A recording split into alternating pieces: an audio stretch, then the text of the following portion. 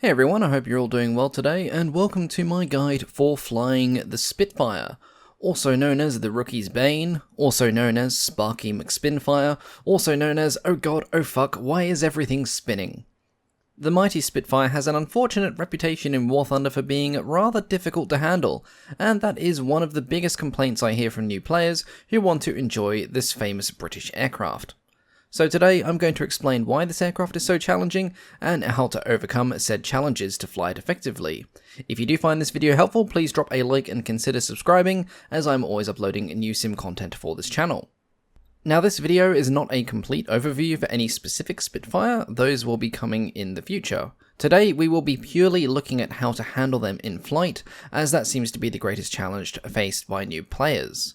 More particularly, it seems to be an issue with the Merlin engine Spitfires, and I am inclined to say that the flight model for the Griffon Spitfires definitely feels different and generally more forgiving. However, this guide should aid you in flying any model of Spitfire you find in the game currently. The challenges of flying the Spitfire can be overcome by understanding two key things: the aircraft's in-game flight model and how to deal with wing stalls and flat spins. Now, let's go into a bit more detail on this, starting with the flight model. The Spitfire in War Thunder feels very light, almost like a kite sometimes. The best way to explain it is with takeoff. The Spitfire takes off so easily and eagerly that it almost shoots up into the sky. The takeoff run feels unnaturally short because it is unnaturally short, and you're constantly fighting with the elevator the whole time. The elevator is a key part of the aircraft's unstable flight model. Its sensitivity definitely feels too high, too exaggerated, and then you have the center of mass to consider as well. When flying the Spitfire, if you try to change your angle of attack, even slightly, the aircraft will want to try to further change the angle of attack into the direction of the original input. So if you try to pull the nose up, you have to almost immediately correct the pitch of the aircraft, as it will want to continue to pitch upwards even if you are just trying to adjust your pitch by a small amount. Conversely, if you try to pitch the nose down or decrease your angle of attack, you can sometimes encounter the same issue where the nose will want to continue moving down. However, I find the majority of the problem is found when trying to pitch up or increase your angle of attack. Usually, with aircraft that are designed to be naturally stable, the relationship between the elevator position and the angle of attack is simple. If you want more angle of attack, you pull more on the elevator. This is because your elevator is using the aircraft's center of lift to move around its center of mass. Now, if the aircraft is designed to be stable, when you stop putting input into the stick, the aircraft should stop pitching and settle around a stable angle of attack where the nose of the aircraft should stay there, providing that there is no major change made to the aircraft's airspeed or controls. There will be some oscillation around this stable angle of attack, but the aircraft should soon settle. With the Spitfires in War Thunder, it feels like the center of mass is too close to the center of lift. This reduces the area where the aircraft can find stability, and when combined with an oversensitive elevator, a minor change in elevator position can cause huge changes to the aircraft's angle of attack. A lot of players complain about the nose of the Spitfire wobbling or wandering around, making the aircraft difficult to fly and a nightmare to aim with. This is because the aircraft is struggling to find an angle of attack where it can be held stable. So, how do you deal with this instability and make the Spitfire feel less like a glorified kite and more like the famously carefree fighter that it should be? Well, there are two things you can do. You can adjust your control setup, and you can set up your trimming. First of all, let's have a look at the controls. Now, to be clear, you will want to save a dedicated control setup just for the Spitfires, as what I will show you next won't really work well for some other aircraft. Yes, you heard me. The flight model for the Spitfire is so mad that you literally have to set up dedicated sensitivity controls for it. Now, everybody will of course have preferences for this, so I'm going to suggest a range of settings rather than anything specific based on my experience flying the Spitfire in the game. Pitch, roll, and yaw sensitivity should be set at between 80% and 100%. You can dial that down a bit lower, but I personally keep mine between 80 and 100% for all aircraft, and this includes the Spitfire. The dead zone for your pitch axis should be between 0.02 and 0.08. I have mine set at 0.04. Non-linearity should be set between 1.2 and 1.8. I personally have mine set at 1.5. Another option, instead of using non-linearity in the game, is using a third-party app to set up joystick curves, as opposed to using non-linearity itself. but I do not have enough experience with this particular software to be confident enough with an explanation, so you must forgive me for not going into much detail on that topic here.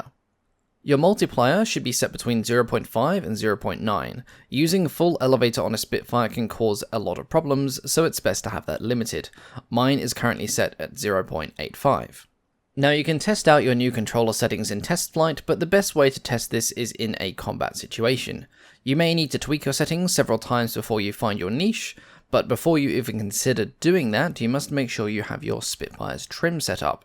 I went over how to set up aircraft trim in my top 10 tips for sim pilots video, so if you don't know how to trim your aircraft at all, go and check that out first. When I trim the Spitfire in test flight, I like to do so at an altitude of 1000 meters and at an airspeed of around 400 kilometers an hour. For all Merlin engine Spitfires, I like to set the trim fixation at approximately -9% for elevator and +5% for the rudder. This will vary between each model of Spitfire a little bit, but I find it is a good starting point that provides an acceptable level of trim across all aircraft, and that even carries over to the Merlin engine ones. Now with your controls and your trimming set, you should already find the Spitfire a bit easier to handle.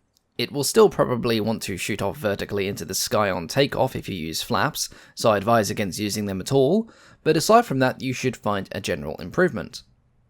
So with the aircraft vaguely under control, let's move on to the next topic of discussion, wing stalls and flat spins. The biggest complaint I hear about the Spitfire is that people find themselves getting stuck in flat spins, or the aircraft randomly flips over in a turn, which then usually devolves into a flat spin as well. That flipping over is called a wing stall or a tip stall, and Spitfires were known to suffer from them in real life as well. However, they are definitely exaggerated in the game. Thankfully, a bit of knowledge and understanding will go a long way to helping you reduce the chance of these things occurring. So first, let's look at wing stalls.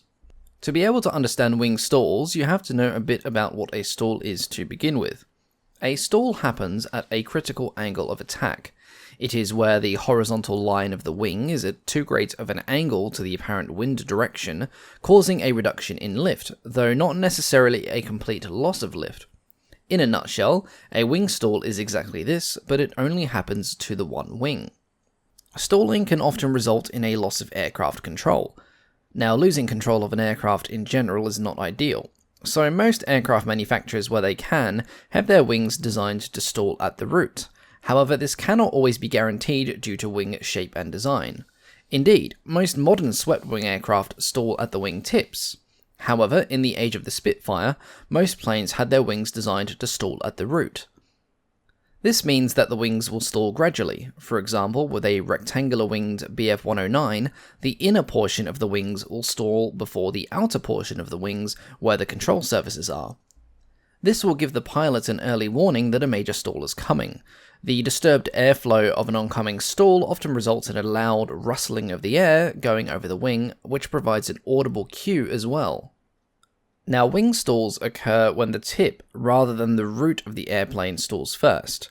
They cause the aircraft to roll rapidly and unpredictably, which can often lead to a loss of control. This happens when the aircraft is put into a sharp turn, where the wingtips will struggle to maintain lift when approaching certain angles and dropping below a certain speed. As many players like to take their Spitfires into long, sharp turn fights, you can begin to understand why wing stalls are a prevalent problem. There is more to it than that too. Some aircraft stall easier than others, and this comes down to wing shape. Elliptical wings, like the ones found on Spitfires, are particularly nasty for this, as the stall occurs along more of the wing than rectangular winged aircraft. Because of this, you will experience a very sharp and sudden loss of lift near the stalling angle, which reduces the chance of recovery, as you won't get the gradual warning found with some other aircraft when they're approaching a stall. It's very easy to avoid a wing stall, however. Simply watch your speed in a turn, and listen for the sound of disturbed wind rushing over your wings. If you do begin to find yourself in a wing stall, apply hard opposite rudder. So if you're in a tight left-hand turn and you wing stall, apply full right rudder, and vice versa. That should save you from catastrophe. If not, you'll probably find yourself in a flat spin. Speaking of which, let's have a look at them now. I'll explain how a flat spin often occurs in War Thunder. Your aircraft is in a tight turn. During this turn, the airspeed is decreasing, but the angle of turn is either remaining the same or is actually increasing as well. Under these circumstances, one wing stalls or stalls more deeply than the other. The wing that stalls first drops, increasing its angle of attack and deepening the stall. The other wing rises, decreasing its angle of attack, and the aircraft yaws towards the more deeply stalled wing. The difference in lift between the two wings causes the aircraft to roll, and the difference in drag causes the aircraft to continue yawing. You have now found yourself in a flat spin. To get yourself out of a flat spin and avoid an unwelcome reunion with terra firma, you should do the following. Apply full opposite rudder. So if your aircraft is spinning to the right, apply left rudder and pitch the nose down to try and get the aircraft into a dive so you begin to force air over the wings again. Do not use the ailerons to try and roll the craft in any way, shape or form, as this will only make the spin worse. There is a lot of debate as to whether you should keep your throttle open or cut power altogether. I have found that this varies with each aircraft, and for the Spitfire I have had more luck recovering from spins where the aircraft throttle is near full power as opposed to low power. So again, to summarise, full opposite rudder, nose down, and you should be able to get out of a flat spin provided you didn't go into one below an altitude of around 500 meters. So, how do you fly the Spitfire effectively without incurring wing stalls or flat spins? Simple. Know the limits, and more importantly, know how to properly turn in a Spitfire. Many players think that they need to constantly throw the Spitfire into tight turns to outperform their opponent, yanking as hard on the stick as possible. This is the wrong way to fly a Spitfire. Constantly doing maneuvers with full elevator deflection will be the death of you. They should only be done in an emergency where you need to immediately get out of an enemy's field of fire. The Spitfire is more than capable of performing tight turns without the need to yank hard on the stick. In fact, full pitch deflection is often detrimental, as the reduction of speed is not equally made up for with the turn rate due to other aerodynamic forces suddenly being forced upon the airframe. People wrongly assume that to use the Spitfire as a turn fighter, you need to keep turning with your enemy to bleed them of all speed. This is wrong. Not only will you be bleeding your enemy's speed, but you will be bleeding your own as well, and a tight turning Spitfire at low speeds is begging for a wing stall. Contrary to popular belief, the Spitfire does not excel at low speed turn fighting, as it is far more likely to wing stall. What it does excel at, however, is medium and high speed turn fighting. No other aircraft in the game can outturn the Spitfire at speed. In a slow turn fight, a Zero will outturn a Spitfire every single time, but in a higher speed turn fight, at say around or above 450 km an hour, the Spitfire will dramatically outturn a Zero.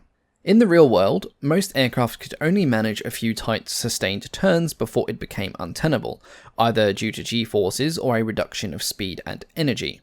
The Spitfire was no exception, and yes, if you look at wartime footage and movies like the Battle of Britain, you will see Spitfires turning, quite regularly with Bf-109s and the like, but these turns are nowhere near as sharp as a lot of the turns I see players pulling in War Thunder.